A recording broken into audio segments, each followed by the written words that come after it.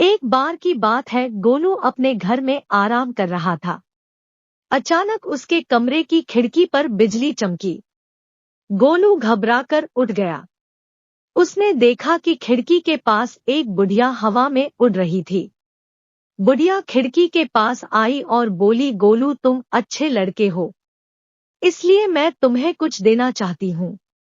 गोलू यह सुनकर बहुत खुश हुआ। बुढ़िया ने गोलू को एक छड़ी देते हुए कहा, गोलू ये जादू की छड़ी है। तुम इसे जिस भी चीज की तरफ मोड़कर 2 बार घुमाओगे वह चीज गायब हो जाएगी। अगले ही दिन गोलू वह छड़ी अपने स्कूल ले गया। वहां उसने मस्ती करना शुरू किया।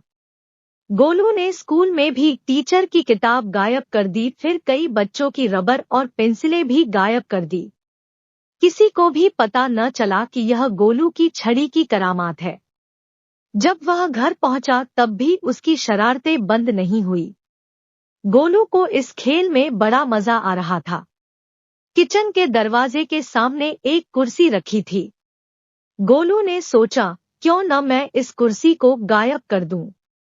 जैसे ही उसने छड़ी घुमाई वैसे ही गोलू की मां किचन से बाहर निकलकर कुर्सी के सामने से गुजरी और कुर्सी की जगह गोलू की मां गायब हो गई।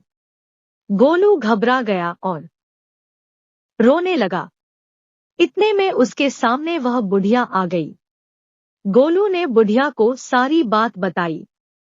बुढ़िया ने गोलू से कहा, मैं तुम्हारी माँ को वापस ला सकती हूँ, लेकिन उसके बाद मैं तुमसे ये जादू की छड़ी की वापस ले लूंगी। गोलू रोते हुए बोला, तुम्हें जो भी चाहिए ले लो, लेकिन मुझे मेरी माँ वापस ला दो।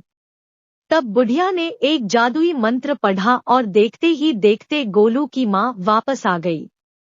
गोलू ने मुड़कर बुढ़िया का शुक्रिया कहना चाहा, लेकिन तब तक बुढ़िया बहुत दूर बादलों में जा चुकी थी।